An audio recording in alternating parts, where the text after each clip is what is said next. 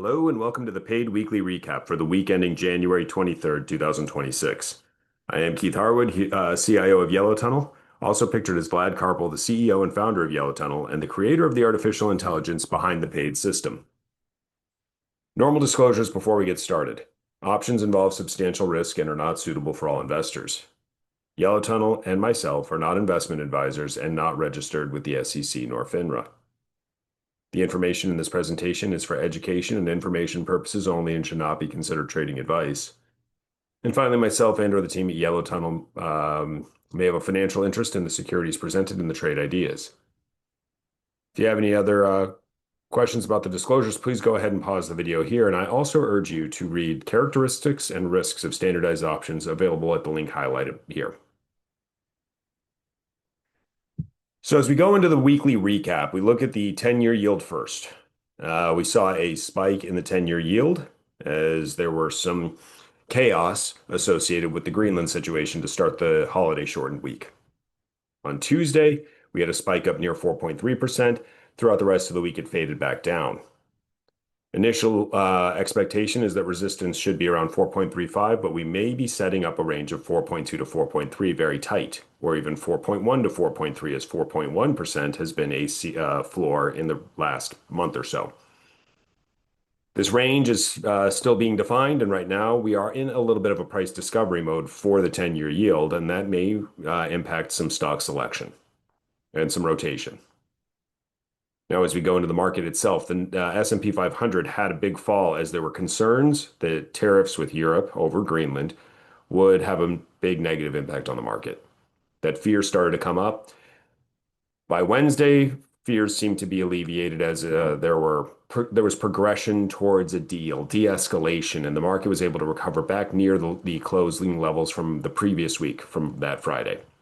Still settled slightly below, but overall the market averted crisis once again, actually made a higher low once again, and rewarded dip buyers once again.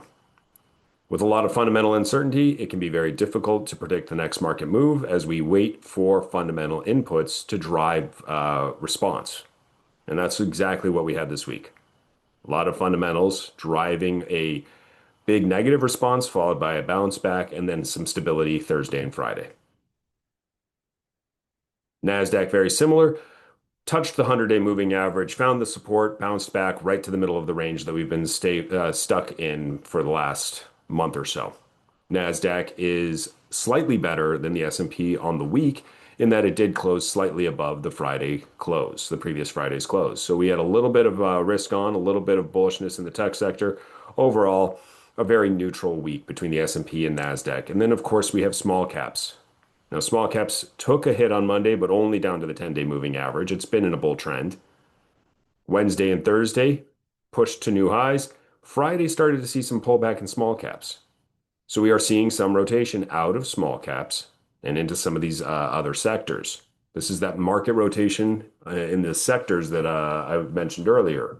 Small caps moving a little bit differently, having a more bullish tone, but having some risk-off behavior back to the 10-day moving average on Friday. And then we have the VIX. Now, the VIX spiked up. It started to get firm on Friday of last week, Monday, a little follow through before ultimately pulling back aggressively.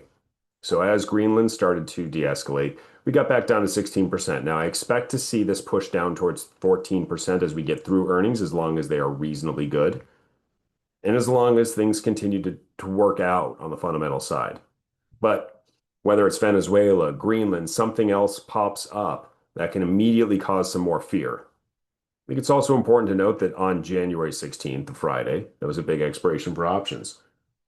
As that big expiration for options came in, a lot of put hedges expired, and then new hedges needed to be engaged with by market participants. That caused some more VIX firmness and perhaps a bigger reaction on Tuesday than we normally would have seen.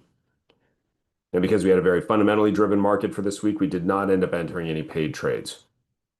Overall, the live trading room continues to perform well. We are seeing some opportunities here and there. They are just not quite fitting with our normal paid system for this past week, and so we held off for 1 week.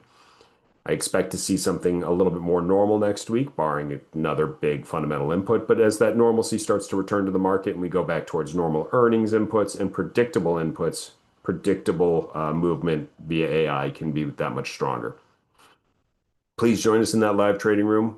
Morning bell is from 9:15 till 10:15, 10:30 Eastern. Closing bell from 3 to 4 Eastern time. And if you have any questions, you can always contact us. I'm Keith at yellowtunnel.com and Vlad is Vlad at yellowtunnel.com. Thanks again, everyone, and looking forward to another interesting week in these markets.